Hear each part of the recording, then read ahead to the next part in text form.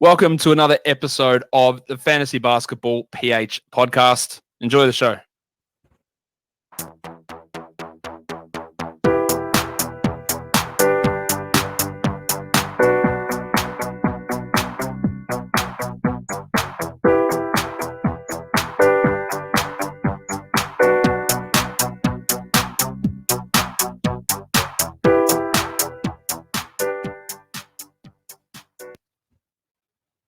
What is up, mga paps? Hello. This is your fantasy papi, Papi Roy, and welcome to Fantasy Basketball PH. So, we have another special episode for today. Actually, this is the third episode for our position battle series. This is something that I thought of just this season, and unfortunately, probably next season I'm gonna tweak it up because we were spending around 2 hours with our international sports analyst friends since Cal McEwen and the PG discussion, and then a day ago with Zach Hanshu, wherein we almost had like 2 hour time limit. Well, the good thing about it is they are having fun. So at least our Filipino ambience is, it's kind of like reaching and creeping in the international scene. So I'm super happy with that. And then of course we gain friends. We gain everyone or someone that with that tenureship and those knowledge, and then we got to share our kind of like perspective, Filipino flavor. So I hope for this session our special guest would also enjoy his stay. But before that, let me first show you what we will discuss for today. So our episode for today is going about us talking about small forwards with HoopBall's Alan Srochi. So without further ado, let me pull him in the show. How's it going? What's up, bro? Hey, how you doing, Roy? Thanks for having me on. I love the soundboard is in full effect. This is gonna be fun. I can tell already. Thank you, bro. So first off, before we really start hitting our engines, I would like to ask, what's your fantasy basketball story? I mean, is this something that you've been doing since like a child, or is it something that you just noticed that, hey, I'm kind of like good in analyzing stats, and then maybe this is something that I could do on the side note, on the sideline, or maybe something that I could pursue my career? I mean, a little bit of both. I mean, I got into playing fantasy basketball, a few years after really getting into basketball in general as a kid. I think my first fantasy season was in 2009 when Blake was or 2010 when Blake was making his rookie debut that year. I remember being really excited about getting a team with him and Westbrook and Dwight Howard and Josh Smith. I must have been punting free throws or something back then, but it was it was a really fun time. And I mean, I've just always had an appreciation for the game and a fascination with the league itself. And over the years, I've just played a lot. I felt that I was getting better every year. And when I got, like a lot of people during the course of the pandemic, and luckily I'm in a career where I do have some downtime sort of seasonally. I had some free time to sort of pursue some creative pursuits. And HoopBall was one of the websites that I came across, just listening to some of their analysts and taking on some of their notes. And eventually I applied to be a blurb writer with the site. And I've now been working with them for about 3 years now. And I got to say, it's just been, it's been a really enjoyable dynamic. I've met a ton of interesting people, and I feel like I've learned a lot about, fantasy basketball itself. And, career pursuits, who knows? I at the moment, I really just enjoyed just talking to different people about it. And I do love winning leagues. I will say that I do enjoy that too. So, I mean, it's a lot of fun for me. And it's been a lot of fun this offseason, really digging in deep for like mock draft season and getting prepared to just really crush a whole bunch of different leagues I'm going to be a part of this year. And hopefully you are as well. Nice. And speaking of Jace move, shout out to Papi Dan Best Frisk because he's a Jace move dude. He went here few episodes ago, and then he was telling me that that was his kind of like favorite player before Jace move. Really? So I yeah, didn't know that. We should. He and I need to talk about that a little bit more because Josh Smith. I'm a huge Atlanta Hawks fan. So I am a huge fantasy fan of Josh Smith and was a real life fan of his game as well. So that's interesting. I learned something new here. nice, nice. And then quick question for me. How about you? Who was your favorite fantasy player all time, not named Mm. Josh Smith? Well, I think it was. I've already also mentioned his name, but it was Russell Westbrook. He was just somebody, man, who like well, I'm also a huge like real life fan of Westbrook. He just like the tenacity that he plays with, and just how one of the most athletic athletes I've ever watched in any sport. But in fantasy, man, I remember I drafted him in a keeper league. Like the first year that we were all setting it up, I got him in the 4th round that year. It was really before he kind of blew up to become the big MVP like contender that he wound up becoming in Oklahoma. And I'm just like, this guy's amazing. I was watching on TV. I'm like, this guy's amazing. And now I have him, just watching all the stats pour into the triple double king. He's not that popular in maybe in like industry circles these days. But I still have a soft spot for Westbrook, and depending on where I can get him in a draft, I may take him again. But I don't know if that's going to happen this year, given Yahoo's got him in like the top 20 or something. That's a little too much, probably. Yeah, that's taking away his value, right? Yeah. So we have a Team Brody over here. Oh, yeah. Also, speaking of HoopBall, I understand that you have some promos right now. I think you'll also be dropping Brewski's top players as well. So if you Yeah. wanted to follow HoopBall, just check out hoopball.com. They also have a Twitter at HoopBall Fantasy, at HoopBall Tweets. And if you want to follow, and please do follow Alan Srochi via at Alan Srochi. That's Srochi, and his Alan is a single L. So I'll just let you describe and tell something more about the packages that you have at HoopBall.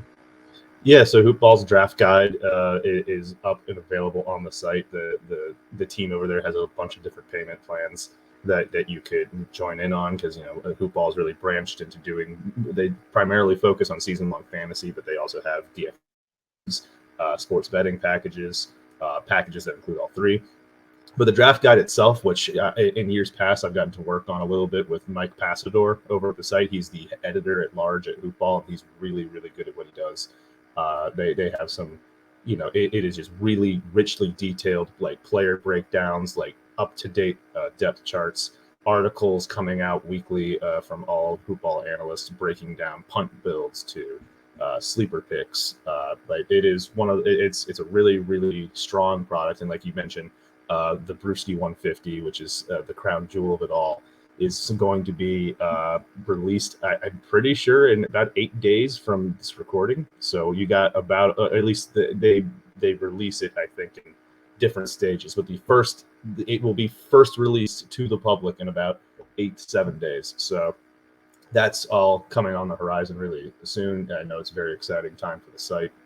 So just move on. Check out hoop-ball.com. It's hoop-ball. Just browse for yourself, see if it's something that's for you, and if so, by all means, hop on board, because we've been helping people win fantasy leagues. I can attest that the people who are putting that stuff in there, they absolutely know their stuff, probably more so than most people you're aware of. They work behind the scenes, and they're very effective at it. Nice, nice. And also, if you want to really, if you're new to fantasy, this stuff is for you. If you've been playing fantasy, maybe that's the time for you to really step up and try their tools, because getting another perspective coming from this fantasy analyst that has been in the industry for quite some time is gonna give you certain thoughts or certain information or in where when you're trying to draft and you have that moment that you really can't choose which one. These articles, these tools will definitely help you out. If you also follow fantasy and day to day Dan Bestwis's podcast, they have like buckets there, so you'll definitely have those options. So again, shout out to HoopBall. Okay, now without further ado, me and Alan here is going in and check out which small forwards would Alan pick between this name. So first off on the list, who would you rather have? Playoff P, Paul George, or Jason Tatum? Um, so this is a tough one right off the bat, man, because these are probably outside Kevin Durant. These guys are going to be the two best small forwards to choose from this season, and especially in the 9-cat league. I think that I'm going to lean Jason Tatum. He got large expectations for Paul George this year. I think that Tatum has. I just think that Tatum is got safer production in terms of he's just a more durable player, and I have like a sneak. I'm like really high on Tatum. I think that he could become an MVP candidate this season. He's at that age of his career where he really can ascend to another level. We know that he battled COVID a lot last year and inconsistencies and injuries throughout the Celtics roster. So a healthy season in Boston, I think that he could be a very strong fantasy player and perhaps an even stronger real life player. Nice, nice. I can't really argue with that. And then something good about Tatum. This is gonna be different depending on the league that you have, because some managers are quite uh, low to Tatum, maybe because he missed a lot of time last year. So maybe they get soured for some reason, but that means you get a lot of value if Tatum really, gets pick around 10-ish rank. But for me, I'm picking Paul George here just because of the opportunity that he has. If you check out his kind of like MVP season back in OKC, when he was really playing like as the main man, he really posted like almost a top 5 value during those times. So I'm not expecting for him to really get that, but at least we have some history that he can do that. I don't Yeah. think there's someone that will take shots away from Paul George. And to also loop back into Jason Tatum, I agree with Alan, but this is my hot take. I would pick Paul George here, and I would have picked Jaylen Brown on the next round, just because Jaylen Brown is someone that could kind of like mock how Jason Tatum does. Because if you check out their stats, it's kind of like Jason Tatum is the better one, but if you check out Jaylen Brown's stat, it's not far behind, right? So if you can get Jaylen Brown on a value, it's like getting a smaller version of Tatum, and then you have Paul George. So that's my take on that first tandem. It's spicy. I mean, a lot of people are high on Jaylen Brown this year. And look, I totally get it. Like the guy is. I mean, you just said you draft him with Paul George. I mean, the Paul George comparisons that he's always been saddled with every single year, you see him get a little closer to that as a two-way player. So I mean, I think that, and you're completely right that the Paul George, like that was at the 2018-19 season in Oklahoma City where he was about like a top 3 MVP candidate. I mean, there's totally reason to believe that he could get close to that range again this season. A couple of things though that I would be curious about whether or not he can maintain that all these years later is he had a really high steals rate that year. I think he was close to leading the league in steals, whereas this past season they were down a considerable amount from that level, and that was a large source of value. I'm not sure if that's something that comes back or not. I mean, I didn't watch enough Clipper games to know for sure, but typically that tends to be either he's operating a different role just on both ends of the floor, and that's just not a priority anymore, or maybe he's lost a step in that regard. Maybe he's not trying for them as frequently. So I'd be curious to see if his steals numbers gets closer to a league high level to just return to being a top 5 fantasy value. And then the efficiency might be a little bit of a concern too, since even in that season, he had Westbrook to play off of. Teams had to make some difficult choices between those two. In Los Angeles this year, like you said, there's no one going to be taking shots, but who's going to be threatening defenses around him between Reggie Jackson or Terrence Mann, Marcus Morris? I mean, these guys have some offensive game to them, but not nearly to the degree that Westbrook had that year or that Kawhi did last year. So will it be easier to hone in on Paul George in that regard? I mean, he came at this age and stage of his career, and he has had some injuries, too, piled on. Is he capable? Will he be capable of maintaining decent efficiency when defenses are locked in on him? Those are my main questions about him. And I am high on his prospects this year. I'd like, if I can get him at the turn of the first round, like my 12th pick, I'm all in on that. Or 13th pick, I'm all in.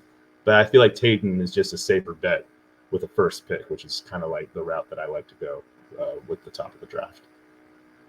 Yeah, I would have take Tatum as well if I have a chance.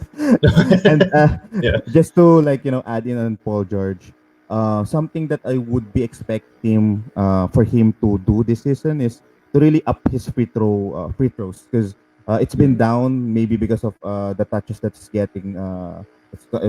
That's Kawhi's getting. So it was down like almost a half. So his highest free throws made attempt was around 7. If I'm not mistaken, and last year is just under 4.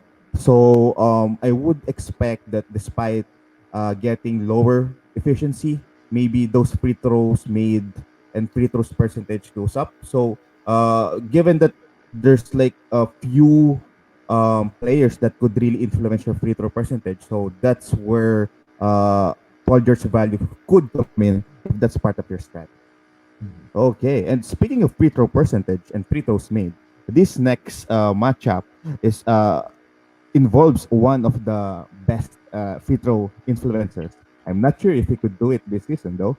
So we're talking about Demar Derozan, and then he's going up against Mccall Bridges. Yeah, and another interesting combo. I mean, these guys finished close to each other in 9 category league rankings last year. And I think, given the unknowns with Demar and his new situation, and compared to what I think is a pretty it's pretty reasonable to know what we can expect from Mccall Bridges this year is his role as that starting small forward in Phoenix. He's the guy that I'd lean to if I had to choose between these guys. I think that Bridges, in fact, they were both top 40 players last year, Derozan and Bridges. I think that Derozan may be trending back a little bit now as a third option in Chicago, maybe in a 60s, 70s range, whereas Bridges just, I'm not, he could be adding elements to his game for all we know. He's still very young. He's one of the best 9-cat players in fantasy basketball, just with his combination of defensive stats, very low turnovers, threes. It wouldn't be outside the realm of possibilities to see him maybe up his scoring average this year, maybe get a little more involved in rebounds. I just think that he's just again, he's the safer guy to go with here, because with Derozan, in order to pass Bridges this year, I think that there has to be elements going on in Chicago that we may not be expecting, like, I don't know, like an injury to one of the high usage guys ahead of him. So that's who I'd go with. I'd go with Mccall there. Okay, so let me try to defend Demar here. Something that would entice me to really draft Demar over Mccall Bridges is the area where they at in terms of at least Yahoo rankings. So in that area, it's going to be hard for you to find someone that could provide assists, especially those out of position assists coming from a forward. So last season, Demar Derozan was actually kind of like his career high in terms of dimes, where he's almost 7 assists, because nothing's gonna DeJounte Demar isn't like the pass first guard. So Demar was really doing the distribution. But if you go back in his heyday in the Toronto, at least his last year, he was giving out around more than 5 assists. So with Lonzo Ball here in Chicago Bulls, I would assume he could at least average around 4 to 5 assists. So that's gonna definitely help you out. Plus, also in the early rounds up to mid rounds, it's going to be hard for GMs to really find that consistent scorer. Because while you go ahead down the line in the drafts, there's like scoring is definitely gonna dry unless otherwise you will heavily target Sexton after mid rounds, right? So with that said, there's where Demar's value come in because it's something that isn't yet proven for Mccall Bridges in terms of scoring, though efficiency and peripheral stats, well, that's Mikal's game. If you're trying to really win some if your strategy is to be efficient and then someone who doesn't really hurt you, unless otherwise he does nothing, you have to go Michael Bridges. But again, if I have to depend Demar, that's my case. And yeah, you make a really strong point too. Like a lot of the times when we're trying to figure out like putting guys on our rankings board and stuff, a lot of it's based off of like accumulation. Like in like a 9-category league, Bridges has an edge because he is productive in more categories. But it's all about the way that you're building your team in your draft. Like you said, DeRozan's a far better option for points and assists, and he does profile as a guy who will be areas in a later stage this year that there might not be many players of his caliber left. He is in a situation where he has a more of a pass first point guard in Lonzo, and both Levine and Vucevic are also quite capable passers in their own right in that. But DeRozan, I think, will definitely still be a good facilitator for this team. He especially as a guy who doesn't space the floor. I can imagine there being plenty of opportunities for him to be doing some kicking and driving to guys out the corner. There'll be plenty of opportunities for him to sort of be. I'm really interested to see what he can do because this is kind of a new spot for DeRozan, where every stage of his career, really for the last decade, he has been either the top guy or the second tier guy on that offense. And now in Chicago, he has more options around him that are as capable as he's ever seen. I mean, he could be the third option offensively on this team. And I mean, he's already a widely efficient player. What does that do for his efficiency now? I mean, if he's the third option most nights and defenses are not throwing their top perimeter defenders on him, I mean, do we see maybe there's an avenue that he becomes one of the more efficient scoring guards in the league, like we saw with Drew Holiday last season in Milwaukee, flourished with his efficiency, being that third fiddle to Giannis in Middleton. So, it's based off of format and builds. There's a big argument to make for either one. I'm a fan of Bridges just because I play a lot of 9-category leagues, but that's a good point that you made about his upside in those categories. Yeah, and I also read something. I forgot wherein Chicago was actually willing to go all in this season to the point that they would rather keep DeRozan and then let Vooch go to just build a stronger core. So maybe that's something that we can use as angle on how Chicago values DeMar DeRozan. So kind of like some optimistic news that I just read before. Okay. Next up, you've been a fan of Mccall Bridges because of his efficiency as well as his peripheral stats, right? So let me hear your thoughts about these next two guys, Bojan Bogdanovic and Saddiq Bey. How are their peripheral stats, brother? Well, the peripheral stats maybe leave a little bit to be desired. I am a fan of one of these guys, though. Maybe not for the same reasons that I was a fan of Bridges, but between these two, I'd probably lean Saddiq Bey heading into his second NBA season, slotted to be the full-time starter in Detroit alongside Killian Hayes, Cade Cunningham, Jeremy Grant, and Isaiah Stewart. I think, like you said, these two are both sort of specialists. Bey is a 3-point specialist with some, potential to be a steals guy as well. Whereas Bogdanovic here is more of just like another strong source of points, probably past the first round with some decent percentages. But I'm just going to defer to Bey. I liked his split stats as a starter last season. He was averaging points per game. Over close to like 2.5 threes, about a little bit over a steal per game. Pretty helpful stats. Again, depending on your build, and he's also a low turnovers. Well, both of these guys are low turnovers guys for a 9-category league. But I don't know. I think that he just has more upside. I like that he's going to be surrounded by playmakers hopefully barring injury most of the season, which is obviously going to be good for a spot up shooter like Bay. And he's capable of getting his shot off the dribble too. I mean, I think he's just a really interesting young prospect who has a full season ahead of him of having just better tools at his disposal. And he probably doesn't crack the top 100 in 9 category leagues, but he could get close. It's not outside the realm of possibilities. So he's my guy here. Yeah, and I think Detroit is also planning him to be their kind of like 3-and-D guy. So maybe this season those defense numbers goes up.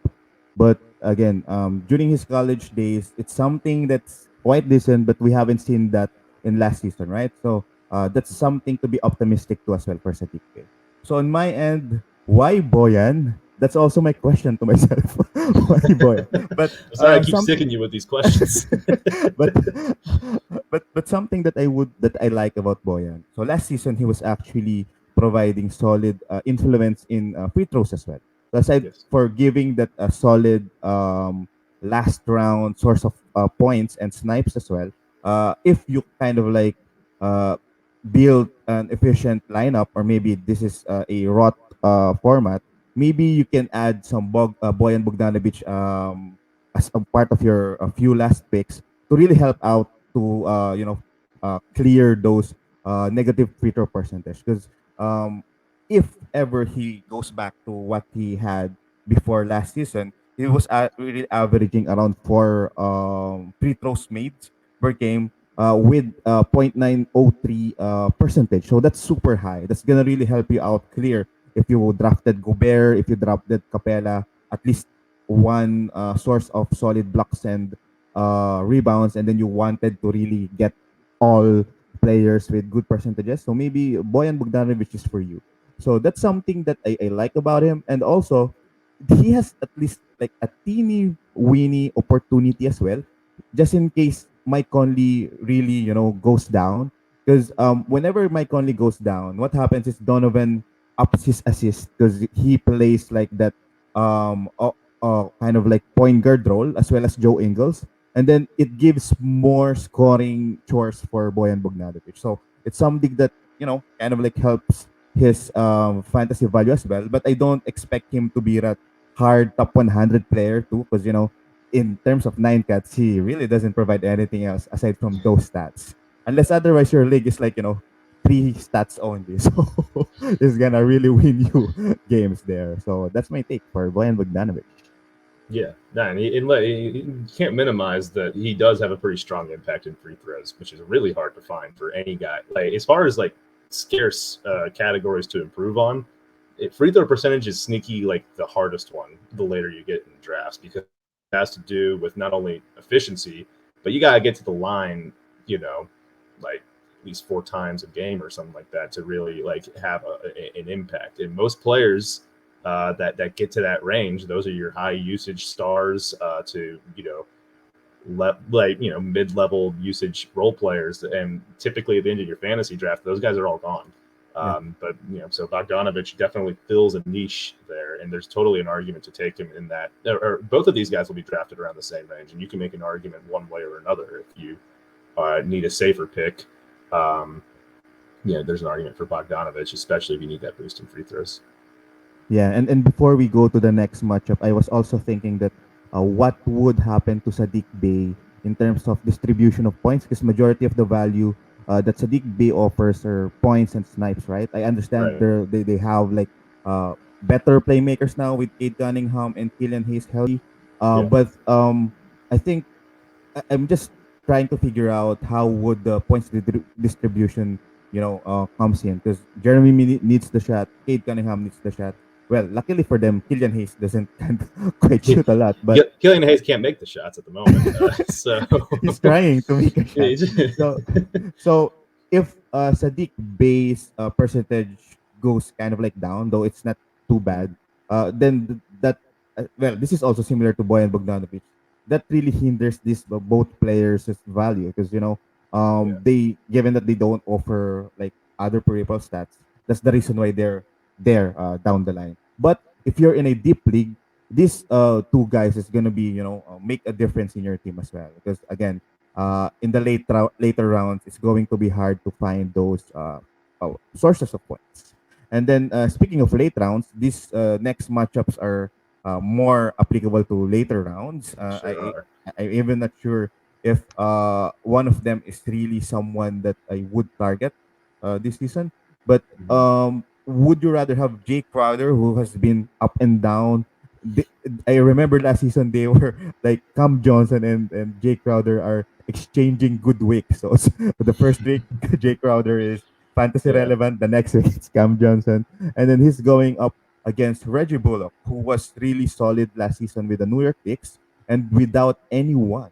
I mean, anyone that was added to Dallas Mavericks. Are they expecting a lot from Reggie Bullock?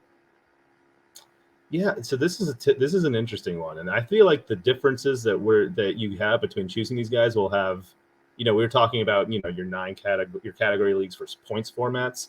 This one to me is head to head versus roto leagues, depending on who you'd like to go with here, because like Jay Crowder is as inconsistent a guy as there is in the NBA. I tried to roll with him for one of my head to head playoffs last year, and I think he had one of his 6 3-pointer games. I'm just like, all right, maybe he's got a couple more in him. He didn't. So I think I'm gonna go with Reggie Bullock for a couple of reasons. I'm noticing a trend, by the way. I keep taking the right side. We'll see if that keeps going. But I think that Reggie is entering. He did have an under the radar solid season with New York. He's not going to play as much in Dallas as he did with that Knicks team, but I do like him as this 3-and-D type next to Luka Doncic. I think that he's going to play a similar role, but he's going to basically absorb a lot of the minutes that Josh Richardson played last year on his way out. And I think it's fair to assume that Tim Hardaway Jr., who they just re-signed, is going to be their full-time starting shooting guard. But Reggie is a terrific spot-up shooter. He can get you some steals. He's an efficient player, very low turnover, and he's the exact kind of guy that you want to pair next to Luka Doncic, who is a usage machine, and he's the offensive engine. He is the perfect kind of complement to a player like that.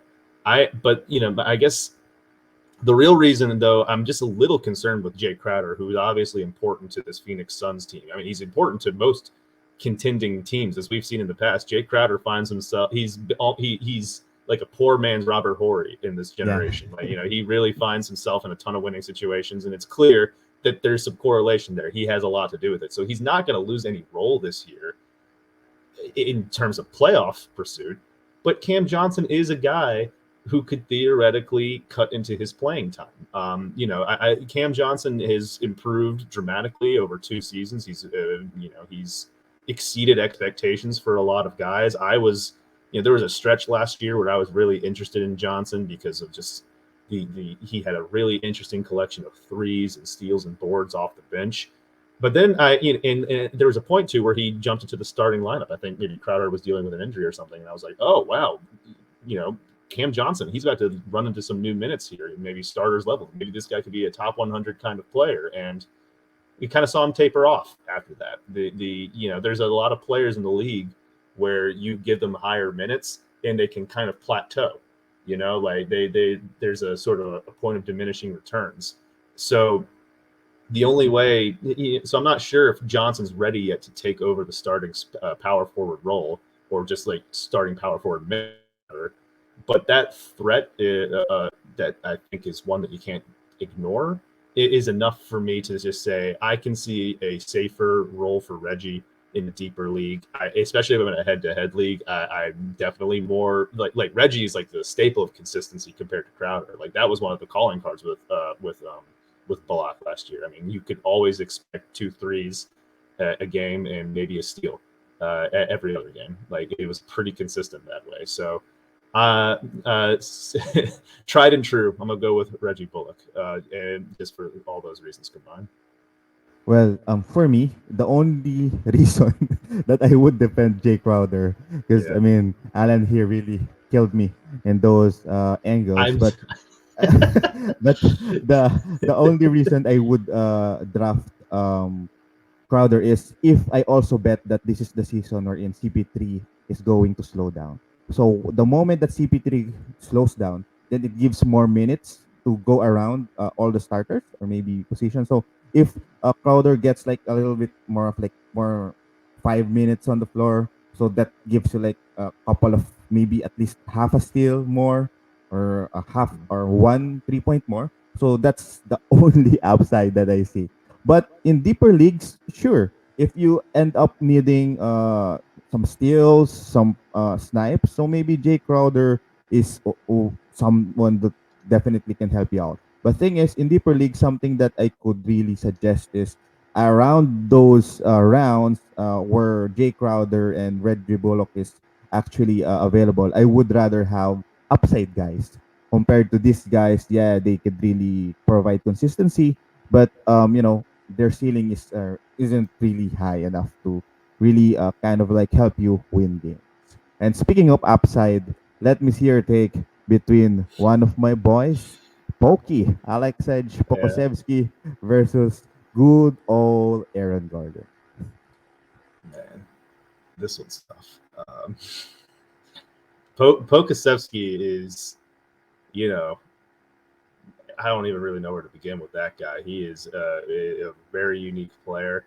He is someone that I'm very interested in, as I'm sure a lot of people who are plugged into Poku and the Thunder, and just like me, like the unique kind of player that he is. I'd love to see what he looks like in year 2. Training camp in the NBA starts in about a week from today. I'd love to hear a report that you're like, oh yeah, Poku came in and he added like 80 pounds in the offseason. Like, he's ready to go and like play, he's ready to like start pushing guys around in the post. Now, obviously that's not going to happen.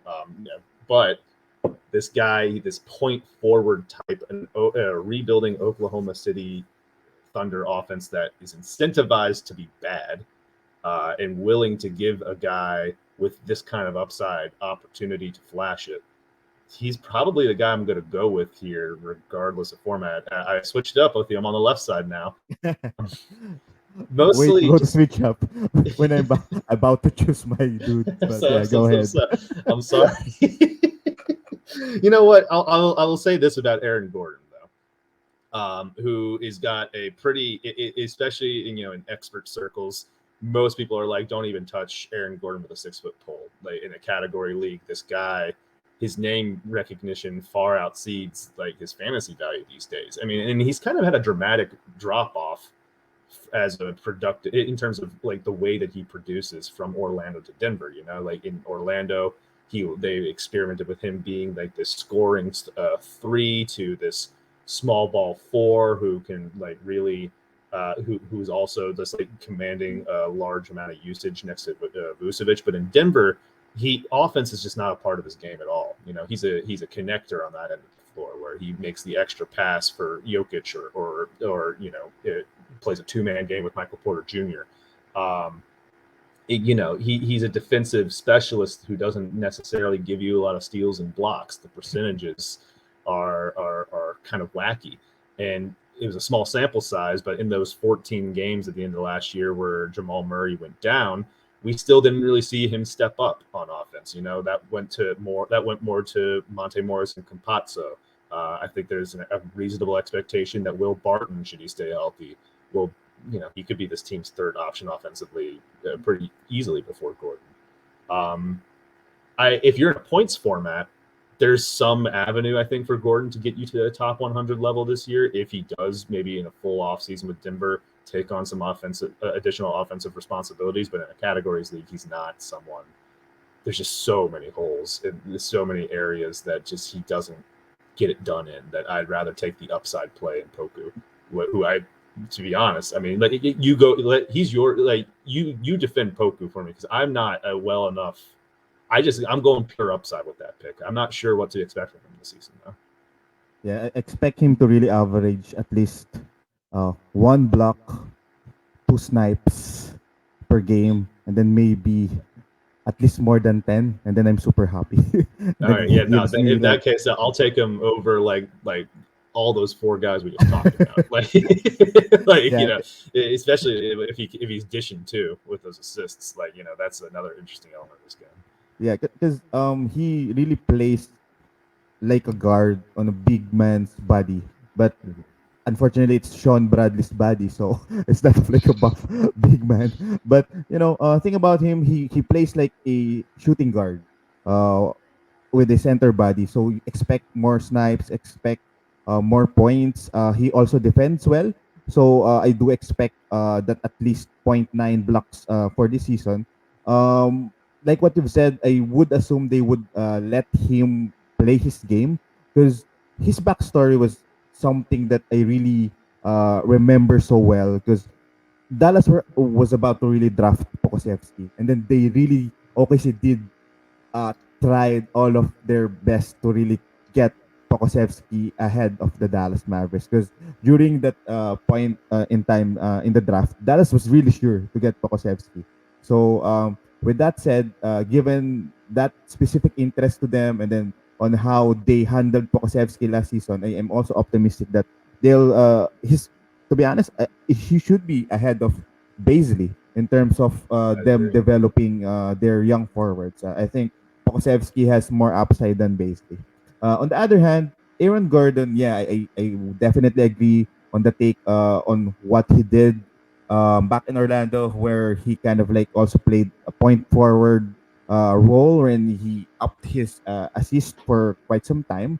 But given that Jokic is already in the Denver Nuggets, the only thing that would help Aaron Gordon's fantasy value is if he plays that Gary Harris role, wherein he'll definitely have more or greater percentages in terms of being that guy who cuts every time where Jokic can love to. So that's the only thing that I think he could improve on this season. Because looking at it, Gary Harris' role in the Denver Nuggets as that solid cutter wasn't really replaced. And I really saw last season that with Jamal Murray down, and then there's no Gary Harris who really is creating a sneaky play every time Jokic has the ball. There was like some issues in terms of the rotation of the ball.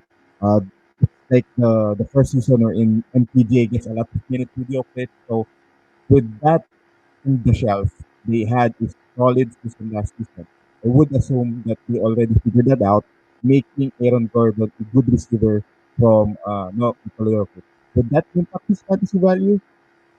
Not much for sure. It just ups his points for a couple of things. But like what you said, if ever he really plays and translates those good defense into statistical points like kills and blocks, then maybe that's the time he could have more value. But I don't know. Aaron Gordon has been loved and hated by the mass and fantasy value. Uh, Despite providing meh that they've been drafting before they've been drafting Aaron Gordon like high before, right? And then we kind of like changed his game. Then people are now soured to Aaron Gordon. A So little let's bit. see what's gonna happen. People are GMs right now are really getting sneakier than the past few years, maybe because football is really helping them out. Well, I mean, some a good and a bad with that because they're just only great if that's the case, but it does make our jobs a little harder, doesn't it? Yeah. So for the next matchups, this is I don't know how you find this matchup, MPJ versus LBJ.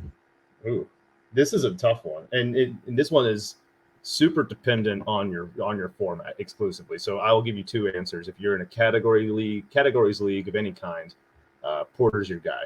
If you're in a points league, it's probably still going to be LeBron, with Westbrook in town, even with the concerns of just having some injuries the older that it gets. But I'm gonna go with Porter Jr. He's got a lot of hype around him heading into this season. In fact, like Yahoo just yesterday updated the draft rankings, and they placed Porter into, I think he's now ranked 22 on their expert rank boards, and that's kind of pushing it in terms of like where you can expect his value to reasonably go this season. I mean, he was getting drafted in like the early 30s range, and I was pretty high on him in that spot. He's just such a fantastic scorer, man. I mean, such it is pure like I'm not, but don't get me wrong here. He's no stretch of the imagination Kevin Durant, but in terms of his size and touch and just like how silky that release is, he reminds me a lot of Durant in just that his ability to get his shot up against any defender. He's just got this incredible shooting touch that, I mean, he talk about just the perfect complement to a guy like Nikola Jokic. And now he's coming into a full season where he is the clear-cut second option on this team offensively. I mean, it's a small sample size last year of those 14 games without Murray towards the end of the year showed a guy who could be, he could have stretches where he is playing at a first-round pace. He did then. He was incredibly efficient, high-scoring numbers, big three-pointers.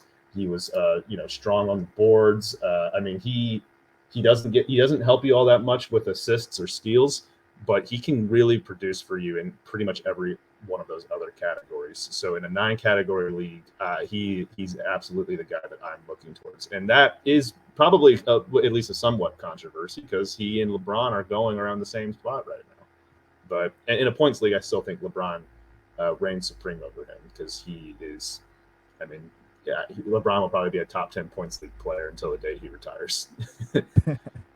And he will definitely retire later because I think he's planning to play with his son. So I think that's one of his goals, That's true. right? Yeah, and maybe his son's son too. Yeah, but it actually scares me because if that's the case, he might end up kind of like pacing his game every season. But something that I'm optimistic with is I think they have to win this season. They really need to prove something this season. I think Anthony Davis is healthier.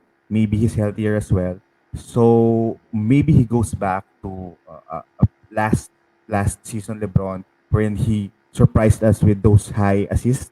So despite not playing a lot of more games, at least around, I don't know, 72 games, if he gets that mark and then gives us solid dimes, I guess picking him in that area will definitely give you value. So LeBron is still LeBron. I think a lot of GMs will still draft him, maybe even reach him, maybe are wondering why he's there, but you've already stated the differences. The reason why LeBron is for a certain strategy or certain format, that goes as well with MPK. And speaking of the Lakers, ex-Laker Kyle Kuzma, would you rather have him? I think you just mentioned to me you're super ready for the Washington Wizards, right? I think you did your solid research, but he's going up against Nick Batum. So with all due respect to Kyle Kuzma, who I like as a person, I'm not quite sure I see him as the player that he sees himself as necessarily. Look, I like Kuzma, but Washington, man, like you and I were talking about offline, I have no idea what to expect for this front court. And if anyone tells you that they do, unless they're like a beat writer for the Wizards, then they don't really know either. This is a team that has so many guys at really every position outside of point guard and shooting guard. Like, Dinwiddie and Bradley Beal, that those two are going to start there. Fine. I couldn't tell you who the reasonable expectation at small forward or power forward is for this team. Like Kuzma is the biggest name of that trade that came over for the Lakers, but you could argue that KCP makes a lot more sense to start at that small forward spot with his, his versatility as a defender and a floor spacer. At the 4, Rui Hachimura is still in town, and I still think that there's an argument to be made that he's still Washington's best long-term prospect that they should invest development in. They still have first-round pick from last year, Denny Abdia, who could compete for minutes with Kuzma. A guy in Abdia I actually like a lot more. I like his fantasy stat set more in category leagues. And then there's Davis Bertans, the $80 million man, who is he's going to get paid to shoot. You can't when you add all these guys up, and I still feel like I'm missing someone in that small forward, power forward range on this team. I don't know how anyone can expect Kuzma to play a starter's allotment of minutes. And even if he did, he's not been a good fantasy basketball player at that time, even when he's with the Lakers. Maybe there's an element to his game that he could explore more in Washington. Like, he was a good playmaker in college, like a good passer. We never really saw that materialize as a pro. And a lot of that's because he's playing with LeBron or Lonzo. And it's not like he's in a situation with Beal and Dinwiddie where he can be a pass first kind of guy, but maybe they try and unlock that level of his game in the pros. To me, there's just so many questions, too many guys. And frankly, we didn't even talk about Batum on the right. He's actually got an important role to play for this Clippers team this year. He took people by surprise when he really sort of wound up in their starting lineup at the beginning of last year and never really gave it up. Batum was a really critical point. I mean, he did with Morris here and there, but he always played a very large role for them. That's going to continue even more so this year. Like, Batum is a valuable power forward for this team. They're going to roll him out in some small ball 5 lineups. In a category league setting, Batum does way, way more for you than Kuzma does. I mean, he can help you out with steals. And he can help you out with really low turnovers. He can help you out with a trickle of assists, some threes. He's a Swiss Army knife kind of player who is looking at a much clearer defined role than Kuzma is this year. So I really went in on the Wizards there. I did not. I hope I gave you some stuff to work with there, Roy. But that's lock me in for Batum on that one. Actually, I'm gonna pass as well for Kuzma. I can't say anything. But technically, to be honest, it's really hard for us to really assess what's the plan here for the Washington Wizards. The only logical move there is to trade like assets. But like what I've said, would they trade Denny? Would they trade Drewy? Because I think they like those young guns. So would Kuzma be traded? But his value isn't high right now. I don't think that's a good move. Maybe they let Kuzma play more, and then come trade deadline they could flip him. Maybe that's a logical plan. But again, he's something that I really don't have any chance to. There's no chance there's a Kuzma in my lineup this season, even in deep leagues as well. But something that he could really help out is scoring, because that's the only thing he did back in the Los Angeles Lakers. And to be honest, I would rather have Talen Horton Tucker last season over Kyle Kuzma still. So that says a lot on the value of Kyle Kuzma. Again, this is no offense to pretty boy Kyle Kuzma. On the other hand, Nick Batum, I love Nick Batum as one of those last picks. He gives you a lot of back in the Portland days. He's like the original Swiss Army player, wherein you get solid percentages, you get blocks, you get steals, you get snipes, you get solid points. So that's him like years ago. And then after being traded to the Charlotte Hornets, he's been sitting there like for years, just sitting, saying hi, doing some claps, and then tapping their butts whenever they're going to the bench. But now he's now trying to earn his money for the Los Angeles Lakers, and I think he also loves basketball because he's been playing FIBA for quite some time. Every time he has a chance, so that means he's really passionate about playing basketball, to the point that going to a big team like the Los Angeles Lakers could really mean that he could step up to help them at least go to the playoffs. Not win the title, but at least be there, at least in the lower part of the top 8. So I think there's a reason why they haven't really done much move yet, despite Kawhi's injury, to really make a run to be in that conference. But I don't know. Maybe they went. They wanted to get some picks. It's still a gray area for me. But what's clear for me is his fantasy value. He can provide you a lot of categories. So despite being old, I think he has a solid upside this season. And speaking of upside, do you think Miles Bridges, with his performance last season, has a very good chance to repeat that this season, or you want to have Harrison Barnes instead, who actually had a great season last season? It's kind of like surprising. He did have a good run. To be honest, I personally didn't expect that from Harrison Barnes. I didn't either. I think a lot of us had kind of written Barnes off as, just this guy who can sort of plod along and give you some good stats here and there. But he really did take a step up next year. I think he was a top 80 player in 9 category leagues on the season. He really stepped his scoring average up a lot. He was a very efficient option, and really just kind of a safety valve for the young guards in Sacramento. And it's interesting. Like over on the HoopBall YouTube channel, we're starting the series where we're projecting the top 100 players for every team. And when we got to Charlotte the other day, we had a really interesting debate about whether or not Bridges can capitalize on that, because he's in a unique spot where he flashed a ton of upside, more than I think we've seen from him at this stage of his career. Yet he finds himself in a scenario where it still might be more logical for him he could still be a bench player on the team starting next season. I mean, he was able to succeed in large part because Gordon Hayward wasn't there, and he got to play a lot of that small forward, where I think he was really able to unlock this floor spacing aspect to his game. I think that if he does capitalize on a lot of what we saw last year, it's going to have to come in these lineups where Charlotte's playing smaller and PJ Washington is their center, and he can play. And this is assuming that Hayward's healthy. It's just that there's a lot of obstacles that make it not impossible for him to be a top 100 player this year, or a top 80, 60 range type of player. But there's just so many questions about the Hornets just have a lot of guys now. And I mean, I haven't talked about Kelly Oubre Jr., who's well below them in the pecking order, but also a guy who's going to command shots off the bench.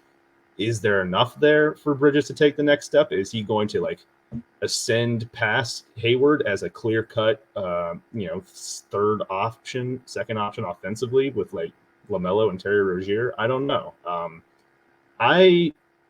Given that, I think I'm going to go with Harrison Barnes, because I feel that he's a safer choice, given that Sacramento's done little to add to their front court in this offseason. He still figures to play a lot of minutes for them.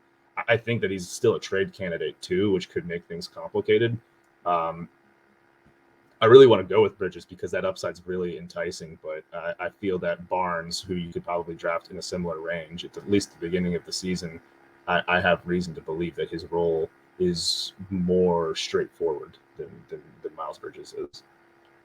Yeah, totally agree on both takes. This is out of the line question. Who would you rather have, Miles Bridges or Jaden McDaniels? I would probably rather have Miles Bridges, and that's not to minimize what I think Jaden McDaniels can do this year, who I'm quite high on. I'm not alone in that. There's plenty of people out there who all aboard the Jaden McDaniels train, but I did watch some Timberwolves games when they were really starting to figure things out last year. And this kid, man, he's got some tools defensively. He can really become a special player if he knows how in real life and in fantasy, if he can sort of figure out how to put that all together. But I think that you have to go with Bridges if you're choosing them between a draft this year, because Miles Bridges is his upside's much higher in the immediate. Yeah, the reason why I asked that is Charlotte is actually expecting something that we saw to Jaden McDaniels as well, because that athletic forward that can play in the both ends of the court. So that's the reason why I was curious how you see both players. Now let's talk about some solid scorers here for the forwards. We have Caris LeVert and Norman Powell. What's your take here? Because me personally, I'm quite interested with Caris LeVert, to the point that I was thinking on how would Rick Carlisle use Caris LeVert. They would have slower pace with Rick Carlisle compared to last season, so that means maybe Caris LeVert's ability to make plays is something that they could use in their new system. But how about you? What's your take? This is a really interesting one here, because both of these guys went to new teams after the trade. Caris LeVert obviously was traded before the trade deadline, but he didn't make his Pacers debut until about mid-March, which is when Norm Powell made his debut for the Blazers. And when you isolate that stretch of time last year, LeVert was the better fantasy option in category leagues and in points leagues. I mean, he was, like you said, he was a high volume guy and a likely higher paced offense. Whereas Powell has got a pretty safe role in Portland. but he's a third option offensively at best, fourth debatably, depending on Nurkic's health and the role that he plays this year. But on the flip side with LeVert, I mean, obviously TJ Warren's still battling his way back from that foot injury. He was a guy who was going to threaten a lot of LeVert's touches, and there's still there's questions as to when Warren will actually get back out there and what degree that will impact LeVert's touches this year. But he was just, I don't know, there was something about that pace where I don't think it's reasonable to expect LeVert to lead the team in shot attempts again this season. I think a lot of that was a function of trying to just mix something up with this versatile offensive player. There was a ton of injuries for Indiana at different times, and he was really one of the only guys who were just consistently healthy. Both of these guys I would anticipate would be in the top 109 category league. I think I've been going safe on a lot of these choices, so I kind of want to go LeVert to mix it up. But the safe side of me is saying that Norm Powell probably is the better option. But again, I think this all is once again, a function of your team build, because Powell is kind of similar to a better version of Bojan Bogdanovic. And it's not a good comparison, but we talked about him earlier. Very efficient scoring guard. Doesn't really hurt you many places, but doesn't really blow up a lot of. It doesn't really carry you in any one category. Whereas LeVert has a higher upside as a points per game guy, could get you some assists and steals as well. You know what? I'm dancing around it. I'm gonna go with LeVert. I'm gonna go with LeVert in the upside there. But I think that Powell has an avenue to be the better player when it's all said and done, given how the TJ Warren situation shakes out. Yeah, totally agree as well.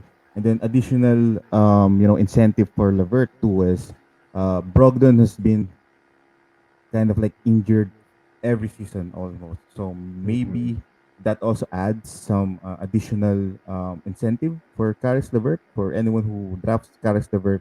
It's another angle that gives you another, because when you're trying to compare players and then you want to check out the checklist, you can add it to the checklist that hey, if Brogdon goes down, yes, they have TJ McConnell, but Caris LeVert is someone that does the facilitating back in the Brooklyn Nets. So maybe it's something that is Carlisle is also familiar on how he used Luka Doncic. For the next matchup, this is probably gonna be quick for you. This is a battle of the ages.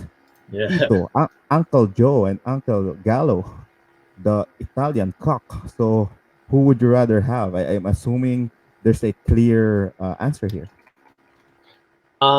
So yeah, I actually do think there's a clear answer on this one, and I think the answer is that it's Joe Ingles. He's the guy that I would prefer between these two, just because, look, I mean, Gallinari is that is Gallo right down there, right? Yeah, that's Gallinari. Yeah, so Gallinari, I mean, man, he obviously was good for Atlanta during stretches last year, a little inconsistent at times, but I think for the Hawks perspective, if they can maintain health this year, they're just roster wide. They're going to try and find opportunities to load manage him.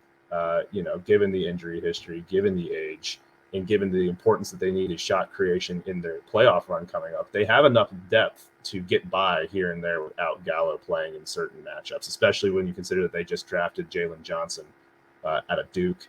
He's not going to get a lot of opportunities this year, but he is a really interesting prospect that, if the Hawks can find an avenue to get him some NBA action, this is a pretty logical one. Preserve your vet, give your young guy some run at that small four position. Whereas Joe Ingles is a really important piece for the Utah Jazz. Still, I'd say that he is the Jordan Clarkson is considered the sixth man for his scoring prowess, but I think that Joe Ingles is by far the more important player off that bench, just because of the playmaking, because of the defense.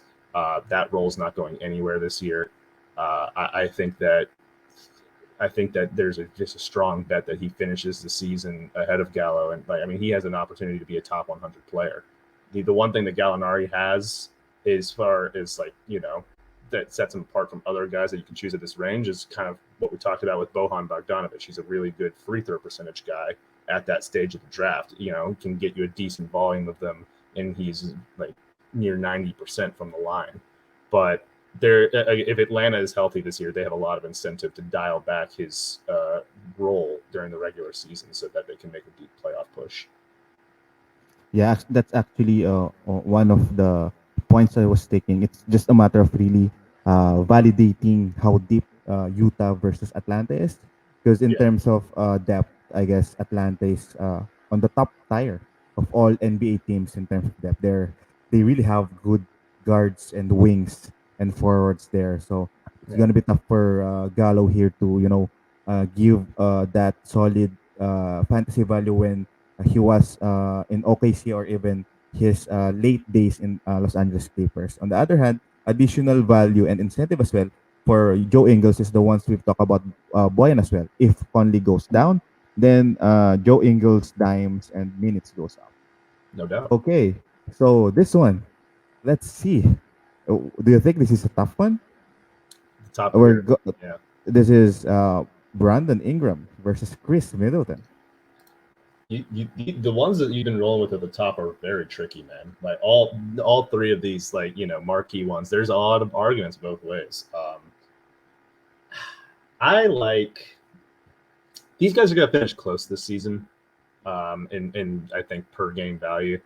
I'm gonna go with Middleton though. I think that he is reliable an option as there is in terms of fantasy picks. I think Ingram is too, but Middleton just has a consistency to him that I can appreciate. Another guy who just really doesn't hurt you in any particular area. He's just really solid across the board. Doesn't get you many doesn't get you a ton of block shots. Really, is the one thing you can knock with him. My one hesitation is that maybe coming off of an NBA. You see it with teams all the time, older teams, even younger teams. Injuries can set in, rust can set in. I'd be maybe a little concerned that Middleton maybe has to deal with some of the ramifications of a deep playoff run, whereas Ingram is younger and he's in a situation in New Orleans where they really need to make the playoffs this year. He has to be a big part of that. But I just like Middleton's game more. I think it's more reliable. Especially, and I think that New Orleans, though I wasn't a huge fan of what they did in the offseason, I do think that they have put enough guys around Ingram and Zion to where I don't really know, there's enough offensive opportunities around him where he doesn't necessarily have to be this second guy and just legions above everyone else in terms of shot attempts and usage on that team. Devontae Graham, Nickeil Alexander-Walker, Jonas Valanciunas, all these guys are going to take a decent amount of shots this year, and I'm curious what that will do to Ingram's production. Well, to piggyback on that, I think what it will do to Ingram's production is he's gonna increase his assist for this season because he's been playing kind of like a point forward for several times. That goes as well with Zion. But one important thing about New Orleans Pelicans is they don't have Stan the Man now. So I would assume they might go back to how they played the system before, wherein it's kind of like a faster pace. And in that pace, they actually thrive, and faster pace could definitely be converted to more stats. So maybe that helps out Brandon Ingram here. But if safer pick, definitely Chris Middleton. He's been super undervalued every year. For some reason, people think maybe because he's boring. He doesn't have that specific stats to really help you. Even like Duncan Robinson. The reason why people like Duncan Robinson because single-handedly he could definitely help you out win one category. So maybe that's the reason why people are kind of bored with Chris Middleton. But Brandon Ingram on the other hand, the is his value was really driven when Zion was out. Yeah. So that's one of the things that always, kind of tickles my mind because, yes, Zion has a very solid last season, but just in case, because we don't know what happens. So I always think of those players that has injury history. So I also would like to add that option for Brandon Ingram because what if Zion goes down? Then we get that third round value that Brandon Ingram provided few seasons back. It's very. I Oh, mean, look, we kind of forget that. Yeah, Zion is an injury-prone guy, and if he gets out of the equation, then you're totally right. Ingram ascends to a brand new level, and I hadn't really considered that. yeah. And speaking of injuries, this next matchup, Gordon Hayward versus OG Anunoby. If we're talking Yeah. about like upside, I think OG Anunoby has been uh touted by fantasy analysts to be that he's gonna take a leap this season. But unfortunately, last season he was injured, and then he really still showed improvements. But would this be the season wherein Pascal Siakam isn't like available for a couple of months? Yeah. I'm sorry to be a part of that group of people too, but I'm all in on OG Anunoby this year. I think that they want him to take on a larger role as an offensive creator. And yeah, he had some injuries last year. I think he also dealt with COVID, as did a lot of the Raptors starters. And there was a stretch after he returned from COVID in about mid-March where he was posting top 30 numbers, just really just firing out the gate. Hayward is reliable in terms of per game production, not as much as his ability to rack up injuries. Um, I'm all in on OG and Anunoby in this matchup, and I really do think that this could be the year that he takes that really next level step in 9-cat leagues, especially without Siakam in the fold to start the year. That's an opportunity for Anunoby to really just be this team's second tier, secondary, maybe even primary play offensive creator. And I like his prospects a lot this year. And he's still going too low in drafts too. So in terms of just draft value, like Hayward, I think is going in a fair spot, and Anunoby's still in a spot where you can really get some. I think in the best case scenario, a lot of value out of him. So maybe this is the year that the hype really sells in on him. Yeah, for sure, for sure. I also love OG here, and then Yeah. it's going to be hard to defend Hayward's case.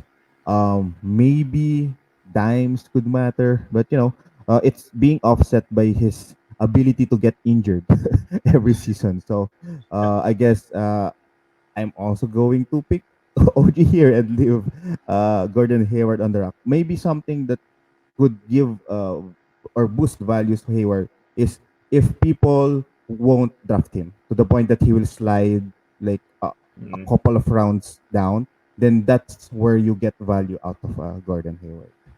Yeah. Uh, Next in line, these are kind of like different players in terms of how what they offer, but Kyle Anderson actually had a superb season last year. He has been that secondary and sometimes primary facilitator for the Memphis Grizzlies, and his shooting was, impressive. Yeah. But Triple J is back. Ja Morant is healthy.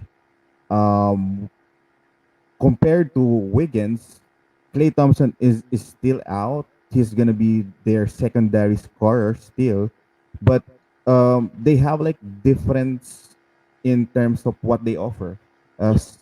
Kyle Anderson has a very solid fantasy stats that he can provide, but would he have the opportunity that Wiggins has right now? It's interesting. A lot of that depends on how Memphis decides to roll that starting front court. They traded Jonas Valanciunas and they brought in Steven Adams, but are they going to start Adams at center, or do they prefer to play Jaren Jackson Jr. there? A lot of the time, I think there's a lot of people in the league that say that the Grizzlies view Jackson as the center of the future on that team. Whether or not he's ready to take on that role yet remains to be seen. If he's playing more center this year, that opens up a lot more time at the 4 for Anderson. But he also, I think, I think that there's plenty of opportunity for him at the 3 this year as well. I mean, I feel like I'm forgetting someone, but I don't think I am. He's going to be this team starting small forward most likely this year. You have Ja, Dylan Brooks, him. I'd probably say that Jaren Jackson Jr. is at the 4 and then Adams is at the 5. But I don't know. I think that what Slow-Mo does as a connector on that team and as a defender is very valuable. And I think that he's still going to find plenty of opportunities to play.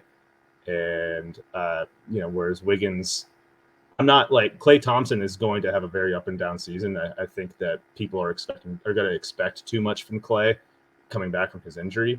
But Wiggins, even in that role, he's still kind of a guy who he'll be a top 100 player, but maybe not much more than a top 90 player. So I think I'm going to go Kyle Anderson just because of the versatility.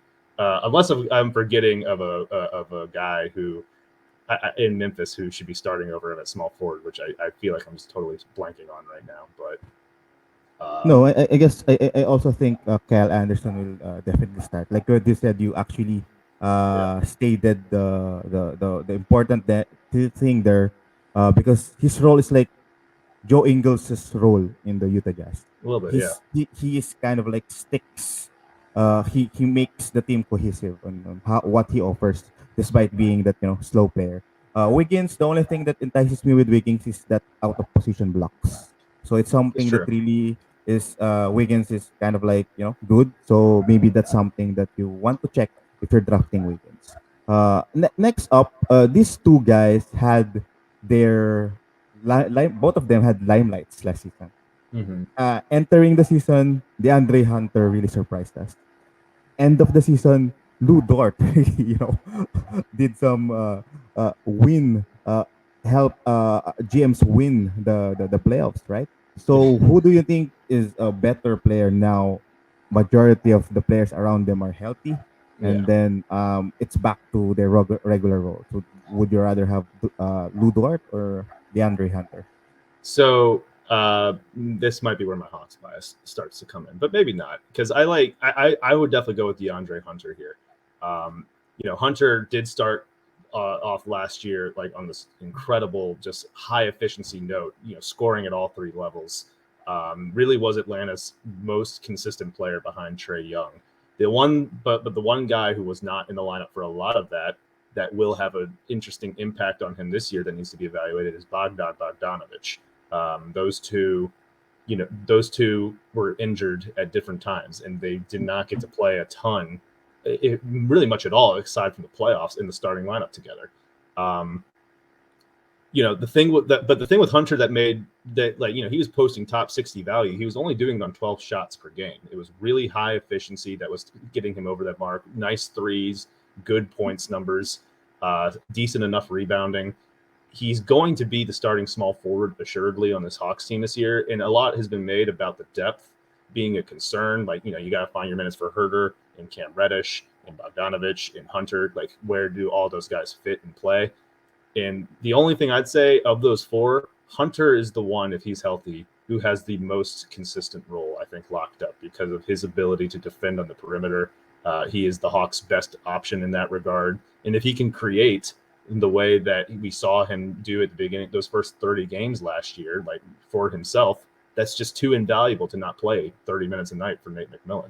You need guys who can produce without being Trae Young, without being dependent on Trae to set him up. And Hunter has that skill set. Whereas Dort, he was electric. He was on fire last year, and he did probably win some playoff leagues. But he also did that without a lot of key guys around him. And that could very well be the case down the stretch towards the end of this year too. But he just doesn't have the fantasy game quite yet. And look, Hunter's is not locked in or secured either, because if he returns to just average efficiency from the field and the line, then he's a much different fantasy player. But I just think that I think he has a higher upside both in real life and in fantasy to continue that trend. Whereas Dort, I still have questions about his efficiency and his ability to be in his consistency too, because it was a very bumpy road if you tried to go the full stretch of the year with Lou Dort. Not only because Oklahoma City was resting him for no reason other than because they wanted to shamelessly load managing their 22-year-old. I will never get over that. But when he was out there, he was just not as consistent as DeAndre Hunter. So I'm all in on Hunter as a guy to look at after the first 100 picks between those two. Yeah. To be honest, my another hot take from me for this season, I think SGA is gonna play more games this season. I agree. To the point that Lou Dort might end up playing what we've saw him play before. Wherein you mentioned earlier how the defense of Aaron Gordon doesn't translate to fantasy stats. That goes as well with Ludor. He really is a pesky defender, but he doesn't have like a lot of steals, to be honest. It's the Uh, same with Hunter, by the way, too. yeah, He does not. He's not a high defensive stat guy, even though he's a real life great defender. yeah, I agree. But I guess, like you've been saying earlier, uh, what Hunter did is something that is more realistic to be replicated over how Ludort, in Ludort's case, we're in, that efficiency, like you've mentioned, and then that opportunity. I don't think with every OKC player healthy and available, I don't think that's gonna happen for Ludort. And he plays best as that defender instead of as that offensive option. They have Bokosevsky. They could also check if they could improve Josh Giddey's play in terms of how he scores. So there's a lot of things happening in OKC to the point that they might really stick and ensure that Ludort becomes that solid defender of their future. And then lastly, for this slide, I like this one, Jashon Tate. I like how he plays. I like what he offers, especially with John Wall out. But do you think he would step? He has like another gear to really step up, despite having a lot of more ball kind of like hog players in the Houston Rockets, versus Duncan Robinson, who is he's a sure thing. You need snipes, draft Duncan Robinson. So, Yeah. what can you say? I'm going to go with Jashon Tate comfortably here. Actually, I'm very high on him coming into this season. I mean, I'm high on him coming into this season because the John Wall news opens up an avenue for him to play starters level minutes on a nightly basis. I think that he makes the most sense for that team as that starting small forward. And it's true that he does have some very high usage ball hog players in Kevin Porter Jr. and Jalen Green at the wings. But look, Kevin Porter Jr., he's going to be their starting point guard, but he's still learning the position. It's not something that he knows how to be great at yet at the NBA level. He averaged 7 assists per game. He almost averaged 4 turnovers too. Like, he is a guy who's very raw, and this is a Houston team that's going to need. He's going to have to defer to some guys to help him out too. And Jashon Tate's a capable playmaker. He has. There's a reason. He can help some possessions, setting up the offense, playing that point. I think there'll be a point guard by committee impacting Houston to some degree. Like Kevin Porter Jr. will be primarily that guy, but Jalen Green will get chances to do it. I think Tate will get chances to do it too. We could very well see Christian Wood doing some of it too from the forward spot. Like, I think everyone will get involved as a playmaker, and I think that where Tate really, Duncan Robinson is reliable, but I also think that there are guys that you could get after Robinson that do what he does to a degree even better. Like, right, for an example, right now in Yahoo leagues, Joe Harris is going 30 picks after Duncan Robinson. Joe Harris was a better fantasy player than Robinson last year, and they had the same stat set. They're both going to be fourth options on offense on their relative teams. I just think that you can find threes a lot easier than you can find what Tate gives you, and that's really decent steals numbers on a really nice percentage too. Like, he's just got a lot of interesting elements to his game that makes him a unique 9 category leagues player. And I think that personally, I'm more interested in being able to find steals in high efficiency numbers with a chance of assists as well tied in than I would be in Robinson, who, I think that you could replicate his value at different junctures at the end of the draft. And to add, not everyone knows Jashon Tate. So Sure. that's gonna boost the value that he could provide in terms of draft rankings. Also, Jashon Tate can play a lot of positions. If someone goes down, he can play 4, he can play 2, he can play 1. So that's what I love with Jashon Tate. And then Duncan Robinson, I guess it's the name value. People love his name. He kind of like, maybe because he looks like kind of like Jimmy Neutron, so he looks familiar to everyone. But I guess that's the namesake. So that was a very solid battle, Alan. So let's now move to a fast break takes. This is going to be just trending up or down, and then you can chime in a couple of reason why you think these players are trending up or trending down. Number one, we won't talk forwards if Kevin Durant isn't included. So, Yeah. do you think he's gonna trend up despite the injury scares that people are thinking with Kevin Durant? But he actually played a solid run during the Olympic Games. So, Oh yeah. trend up, trend down. You know what? I'll say if he manages to stay relatively healthy, like no serious injury concerns this year, he's trending up to me. I think that what we saw when those three were out there at the same time is that Kevin Durant's still the best player on that team. He very well might be the best player in the world. And this is a guy that still has an opportunity to be a top 5, top 3 per game fantasy player in 9 category leagues. I think that James Harden's still the guy that I'd draft first of all those guys because I think he's a safer bet durability wise. But I think Durant's trending up. If you're drafting him in the top 10 again this year, there's a good chance that he beats that number on a per game basis. There's several names in my mind that was a former number one pick. So I'm gonna ask you this question: who do Yeah. you think has a better chance to be a number one player again in terms of fantasy? Is it Kevin Durant? Is it Carl Anthony Towns? Or is it Anthony Davis? I was hoping you'd ask me Anthony Davis. I like, you mentioned earlier in the show how LeBron and the Lakers have a reason. They need to win, right? Like last year, they tried to do the whole thing where they just like, hey, we'll get to the playoffs and figure it out from there. That didn't work. That was actually terrible. Like though they got beaten out of the first round, they are not going to be messing around this year. They are going to want to. They have every reason in the world to get as high a seed as they can. And between LeBron and AD and Westbrook, Anthony Davis to me, guy that stays durable throughout the season and is the guy coming off that he is the man for the Lakers that they can rely on in and night out.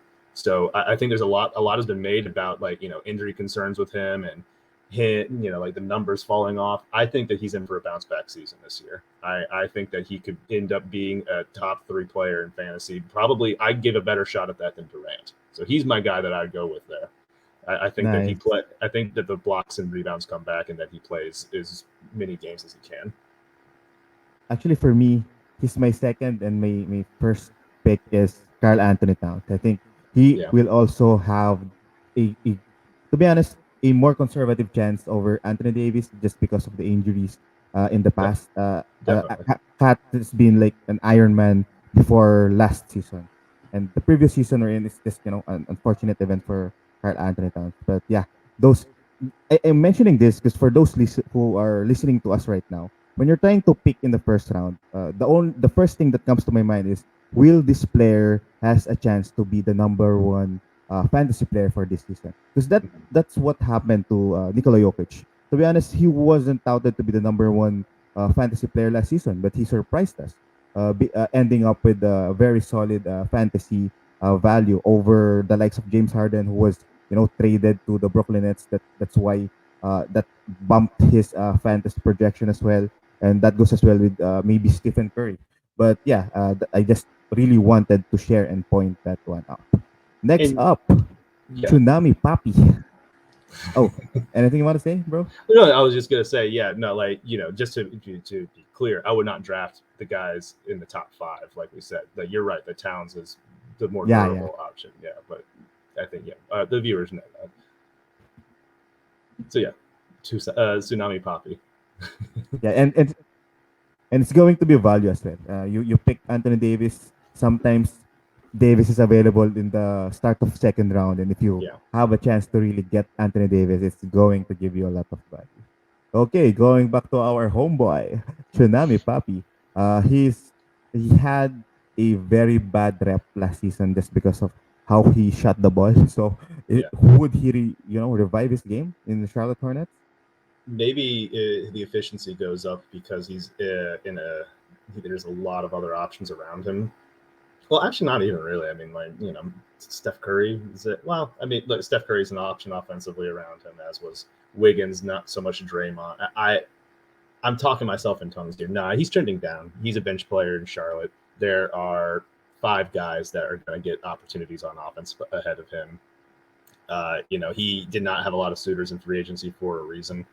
I like him still as a player, but this year is going to be a lot about him trying to rebrand himself as a as a role player, really. And that's going to require him to, know his role on this team, take some steps back, and work on that efficiency. So I think that he's pretty clearly trending down for me. Got it. Yeah. How about Royce O'Neill? Royce O'Neill really helped every team last season who needed rebounds. He's kind of a sneaky forward that gives you a lot of rebounds. Do you Yeah. think there's a scenario and he trends up or just stay the same? I think there's less scenarios that he trends up and more that he's trending down because Utah actually added some depth behind him this year in Rudy Gay.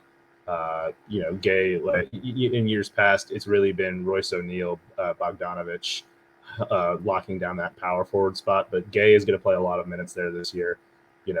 O'Neill is still going to be a valuable piece for them. He's still going to be starting, but he's not going to have to play, minutes in the low to mid 30s every night the way that he used to. So I'd say down.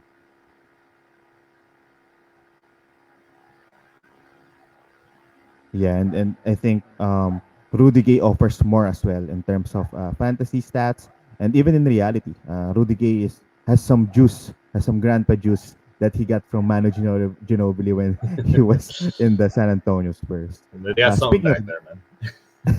speaking of grandpa juice, Melo had quite some run last season in the Portland Blazers at least a couple of weeks. But I don't know. Do you think he has more juice for the Los Angeles Lakers? I mean, I want to say that he's trending up and that I think that he'll be in a more featured role in LA than he was in Portland, but that's not me saying that you should look at him as a fantasy option. I don't think you should. I think he profiles to start at the well. I mean, I don't know what the Lakers are going to do, frankly, because they still don't want to start Anthony Davis at center this year. But I imagine he will be playing a lot of 4 next to AD.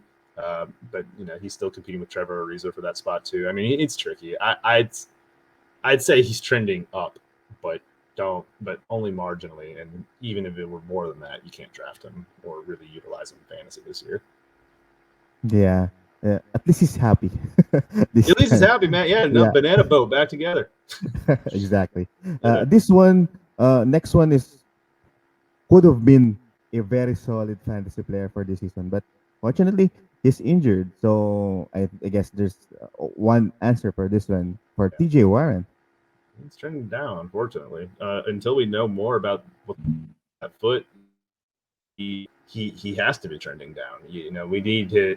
You never want to draft guys who are injured heading into the NBA season, and this is an injury that he's been now working his way back from for over a year, and it's real. There's a lot of ambiguity as to what exactly is still wrong with the foot in the recovery. So he's trending down until we are presented with more information.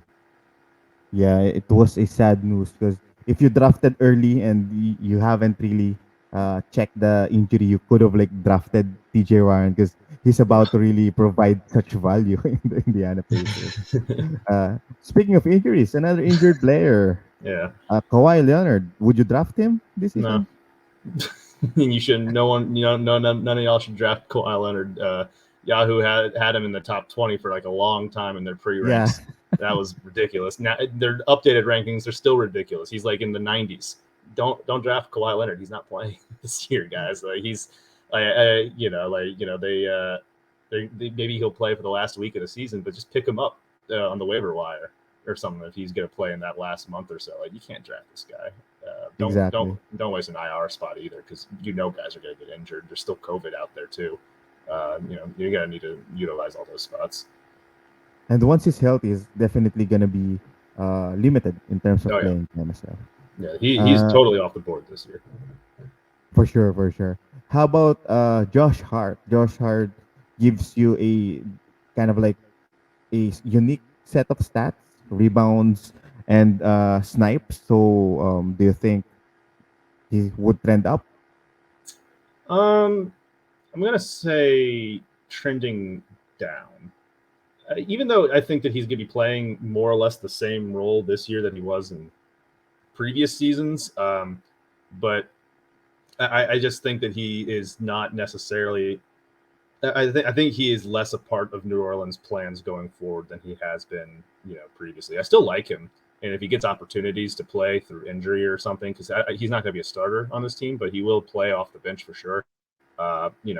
Really solid out of position rebounding stats for a guy, which I always like. But I don't know.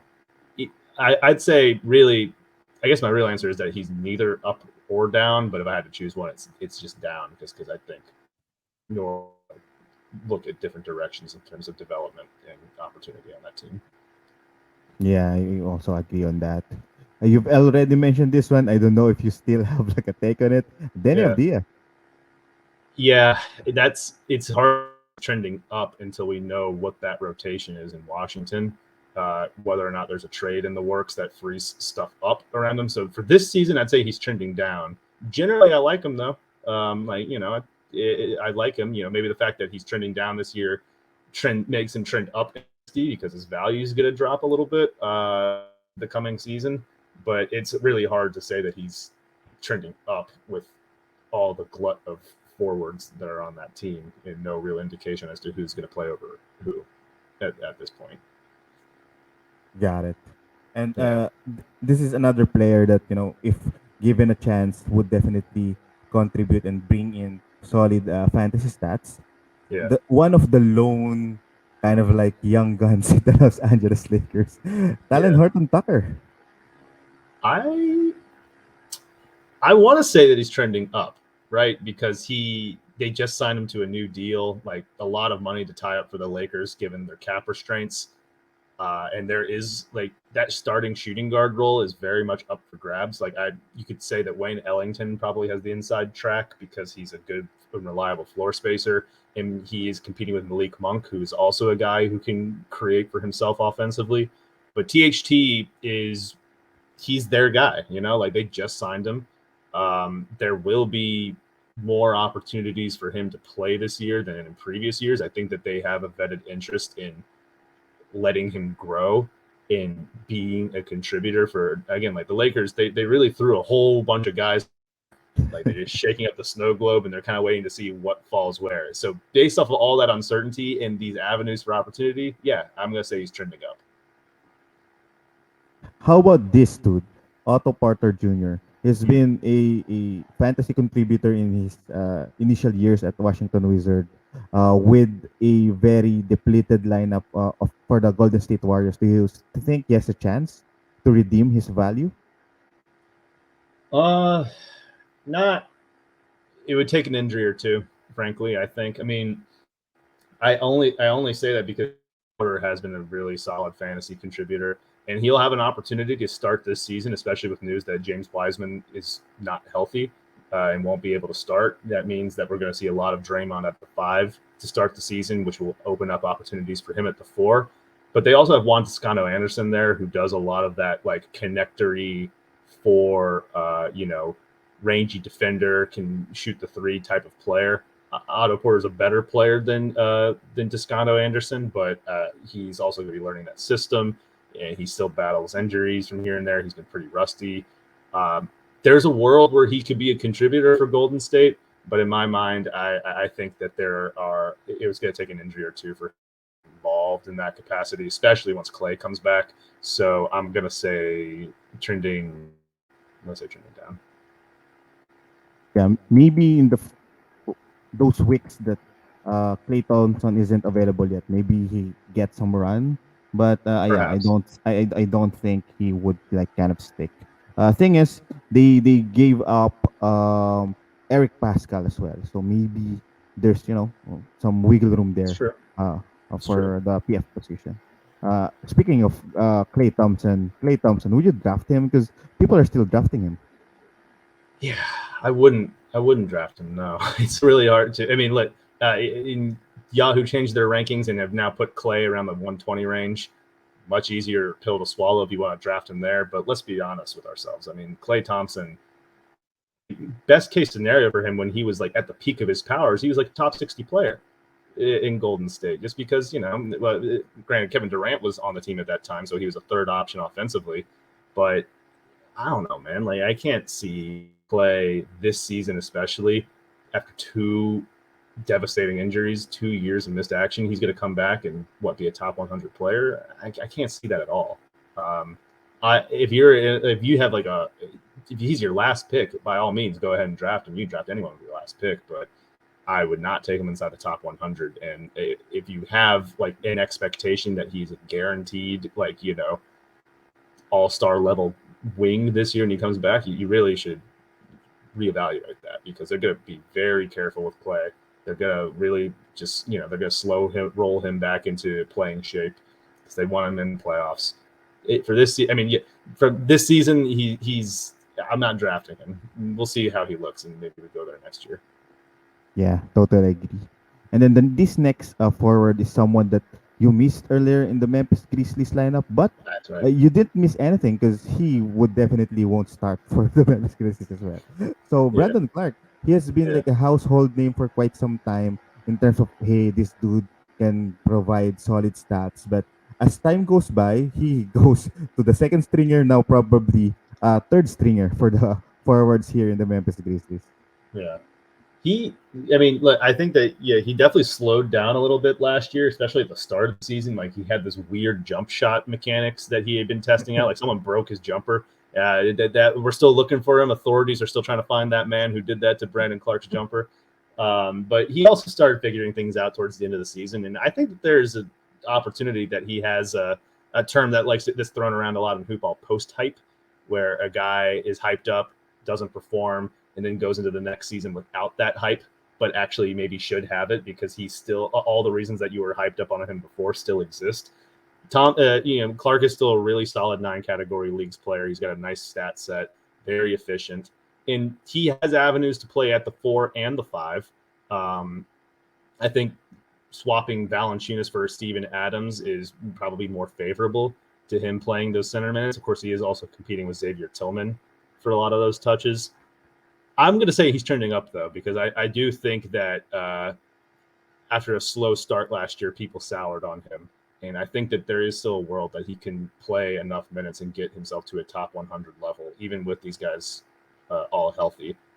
Not drafting him top 100, of course. You might not even draft him at all this year, but he is someone that I'm on because he's still a young talent that I think still has plenty of room for growth.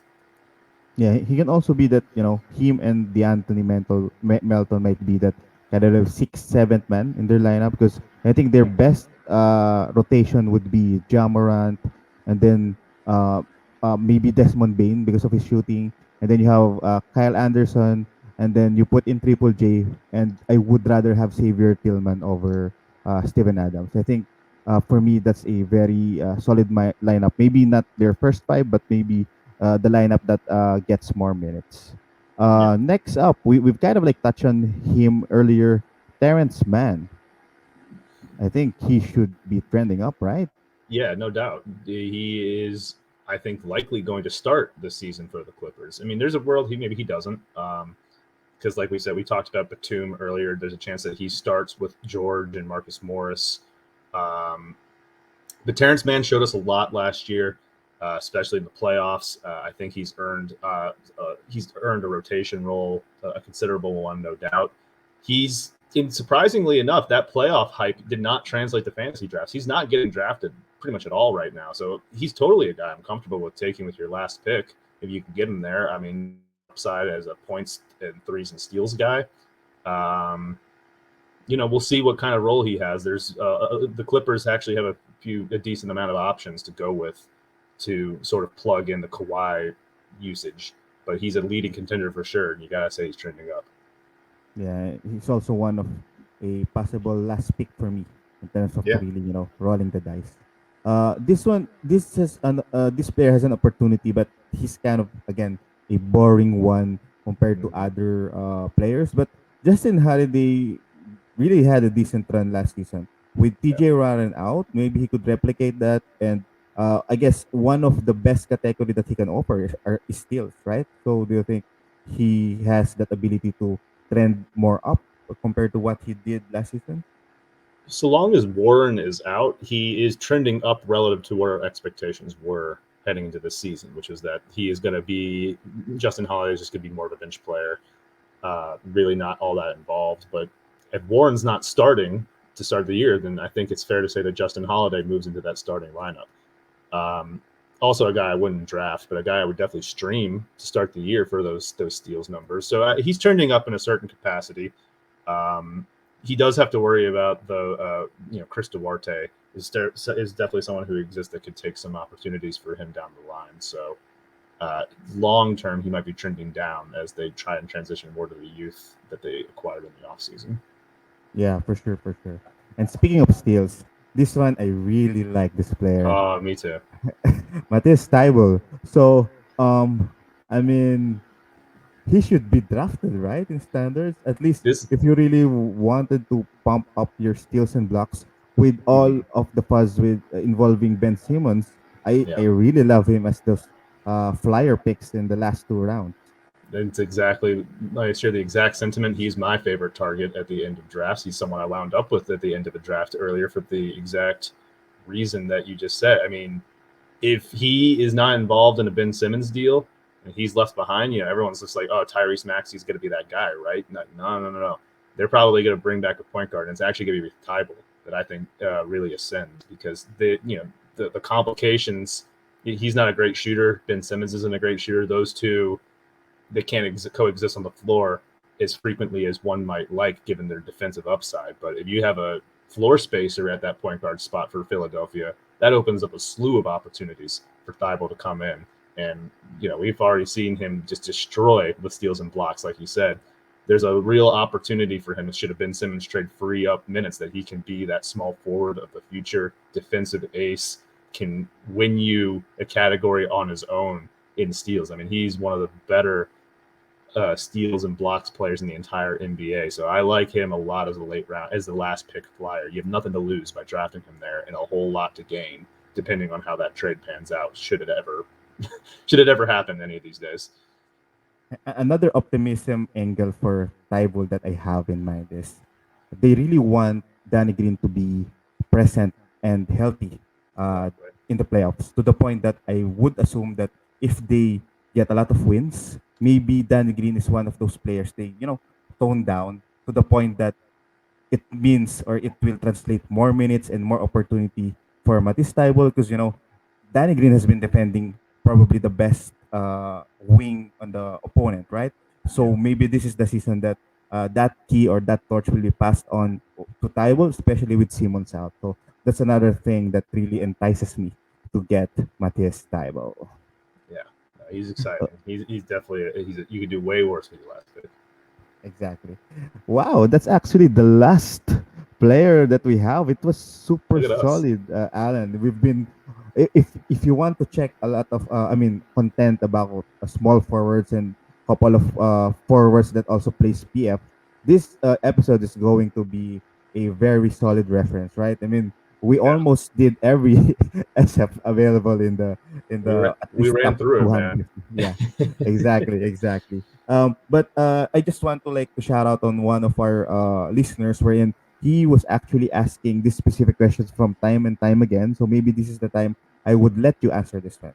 How do you project John Wall this season?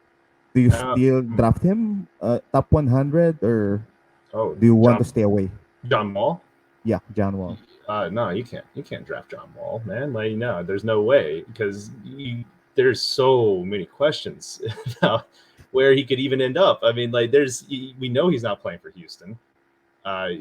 There's not really a realistic trade out there that makes sense for the Rockets at this current juncture. Like, you can't swap him for Kevin Love out in Cleveland. They don't want that. And then you can't send him to Oklahoma City. They don't want to buy him out of that contract for no reason. Like, there's so, unless they come to an agreement on a buyout, which is a pretty large, I mean, they're not incentivized to do so. It's a lot of money to leave on the table for Wall. I mean, look, I'd say there's a higher chance that John Wall doesn't play at all this season than he does for another team. So I think you just got to wait and see. I like Wall, and I think that he could still be a productive fantasy player, more so in points leagues. But until we get to a point where we have some sort of clarity on where he could wind up, it's too risky to draft him anywhere, I'd say. Yeah, thank you for that. Because I also have the same sentiment, but I was thinking when a rumor came in, about the Rockets really wanting to get Ben Simmons, the first question that I have is, does Philly want John Wall? I, I do I do believe Houston Rockets should love uh to really get Simmons, but would Philly love to get John Wall in return? So I'm sure I'm sure Houston would love to that swap. Especially because I think Daryl Morey would hate it. So they'd probably yeah, they'd probably get a little bit of enjoyment out of that. Houston does make a lot of sense as a Ben Simmons destination, but I really think that strained relationship might prevent that from ever happening. And they had an opportunity last year to get Simmons, and they said, "Nah, we're good." So, yeah. but yeah, if I could give Simmons for John Wall, I'd do that. Absolutely. For sure, for sure. So before I let you really, shout out again and then end this specific episode, one question that I usually ask our guests is, Yeah. who is your kind of like breakout player for this season? I haven't gotten an opportunity to dig in a ton and find a breakout player. Like we just talked about Tybal. He's someone that I like as a guy who could break out should circumstances, like dramatically change for him and like free up that starting opportunity. So I guess he's someone who would qualify. But to give you a different answer, and I'm like racking my brain right now trying to think of someone that we haven't talked about. I like, you know what? This guy is someone who surprised a lot of us last year and has some hype this year, but I like Isaiah Stewart a lot as someone who I think could, given where you can draft him. And right now, I think Yahoo has bumped his draft range to the mid 70s level. The numbers that he showed as a starter last year are really, really appealing. I'm very interested to see if he can maintain that. I think he's got like this. He's not quite Robert Williams on a per game basis, but that's a guy that he's been compared to a lot just with these blocks numbers and high field goal percentage and rebounds. I like Isaiah Stewart. I'd like to see him continue trending up. I would not break the bank to draft him because you want to maintain some fantasy value, but I think I'd be, even if I could draft him at 75 right now, I'd be pretty into that. I think that he has an opportunity to be a top 50 player, top 40 player in a very best case scenario if he, continues to progress the way that he has from his rookie year. Nice, nice. I just like what you've said. I just hope he still gets some value in terms of rankings, and Yeah. I hope he won't be the Chris Boucher of this season. And then and for MPJ earlier that we've talked to, I think he is the Shea Gilius Alexander of this season. Like last season, Shea was provided with that treatment. So yep, I also see that with Isaiah Stewart. Something that really bugs me is the coach.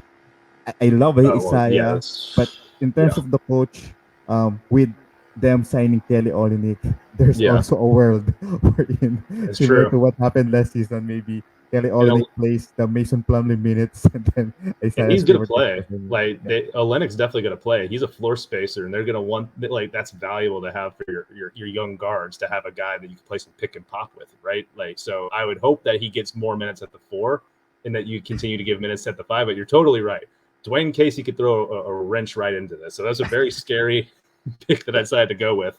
I still like him though. But yeah, you gotta be careful where you get him in drafts because there's you never can be safe and certain with the Detroit Pistons. Yeah, love it. I love it. Thank you so much, Alan. So this is the time we're in. I really would like to extend our thank you to you in behalf of the whole Fantasy Basketball PH family. And then also, is there anything you want to promote? Anything? Where would our followers and listeners, get in touch with you and check out your takes in terms of fantasy basketball? Well, Poppy Roy, thank you so much again for having me on. This is a lot of fun to do. I feel like I learned more just by going through all of these guys with you. I mean, we hit every forward in the league, and you're really good at what you're doing, man. And I root for you to keep doing more and keep growing this show that you got here. You can follow me on Twitter at Alan Srochi right there. In terms of what I'm working on these days, I am heading up a lot of this production at the HoopBall YouTube channel.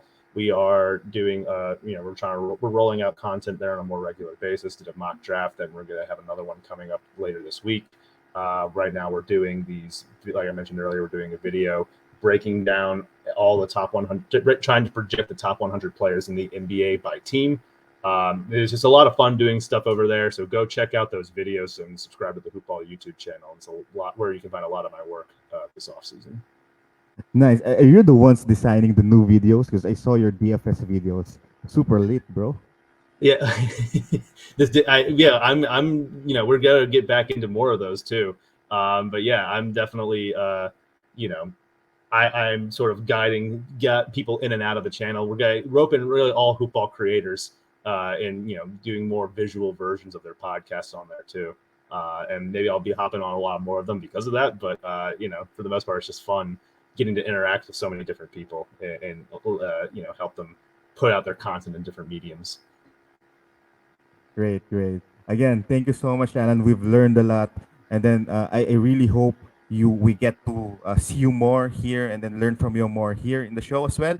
And also expect a solid content in the upcoming season, because we will be on the same league with Alan. I actually invited Alan to be part of our league, so I'm calling that the Mount Rushmore League for Fantasy Basketball PH, and I'm gonna think of something cool and crazy about that league, and we'll definitely check out every move that Alan will do, because earlier he said that he loved winning, so maybe we could learn something on his moves and in his drafts this coming season. So thank you so much, Alan. Again, this is your Fantasy Papi Roy from Fantasy Basketball PH. Like, subscribe, follow, share, and comment. If you don't agree with all our takes, let us know. Reach out, bash us. We want that. We want some smoke. And then we are also available at YouTube, Spotify, Anchor, Google Podcast, Teacher, and sometimes in Periscope.